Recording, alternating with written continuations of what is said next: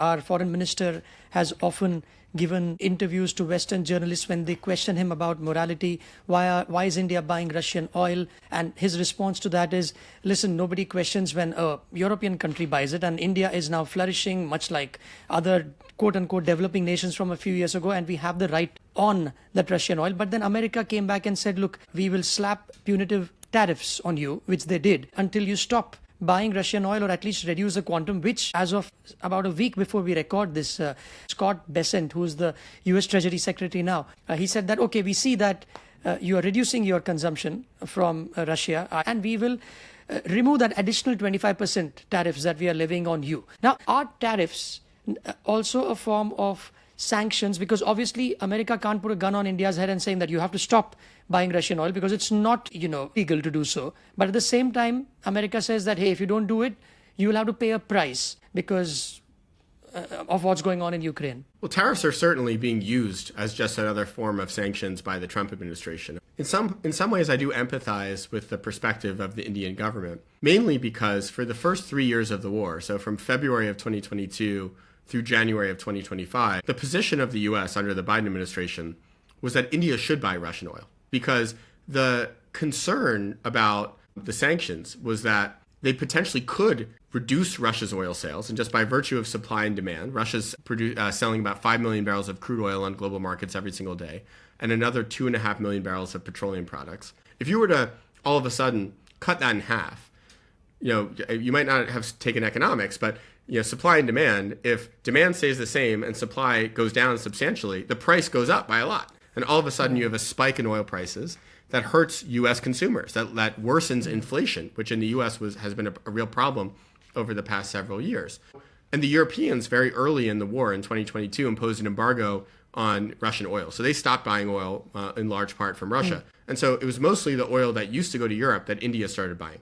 India did it, in my view, the Indian refiners, because they were buying it at a discount. It wasn't because they were throwing some sort of diplomatic support to Russia. It was because the refiners could buy this oil at a discount, and they'd make bigger margins because they buy cheaper crude oil and then they refine it and they sell the gasoline at market prices and you make more money. The Reliances of the world, for instance. So I empathize because the Biden administration wanted India to buy this oil because they needed a market for this oil. They didn't want the oil not to go to the market. I'm critical of that policy. I think the Biden administration made a mistake because it's a very challenging policy to have, to say that Russia is a pariah, they're evil, this war in Ukraine is terrible, and yet it's okay for India and other countries to buy Russian oil. I find that to be a very confusing policy and one that doesn't make much sense. Personally, I think they should have taken the same approach that the Obama administration took to Iranian oil, and the approach that India used to buy oil from Iran. And what was the U.S. policy? It wasn't to go to India and say, stop buying Iranian oil tomorrow, or else. It was to say, if you continue to buy the same amount of oil as you do from Iran today, or more, then we're going to have to impose sanctions on you if you're an Indian refinery. But if you reduce your purchases every 6 months, if you gradually wind down, so you allow a sort of normal, ordinary transition, then you won't be sanctioned.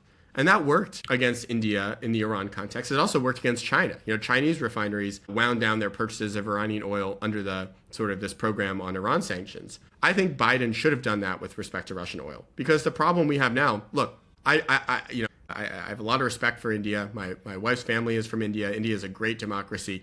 India should not be bankrolling Putin's gruesome imperialist war in Ukraine. And I don't blame Indian refineries for doing what they're doing because the Biden administration told them they should. So I blame the U.S. for not having a policy in place that made that possible. I think right now the problem is Trump policy has not been very coherent. He's gone for sort of this collective punishment approach, imposing tariffs on all Indian goods just because a few Indian refineries are profiteering off Russian oil.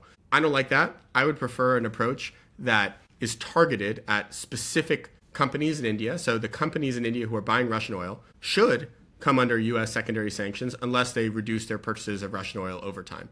That policy I could get behind, but the current policy I don't think is particularly coherent. And what will fill the gap is you buy it from other nations, like Saudi Arabia will have to increase its production, and you pay the same amount or maybe a premium and get it from another country then. That's right. I think that the virtue of allowing a gradual transition, so not saying you have to go from 2 million barrels a day to zero, but maybe from 2 million to, at the end of the year, 1.5, and the end of the next year, 1, is that you're also sending a signal to the market that in 6 months, there's going to be this big share of oil, another 500,000 barrels that India is going to need to buy from somewhere else. And so either Saudi Arabia will pump more, or maybe even shale producers in the US will drill more, or there are other sources of oil from places like Guyana, for instance. I think that's the virtue, is if you can arrange it with enough of a phase-in period, you should get to a situation where you can phase out Russian oil sales without affecting India in any meaningful way.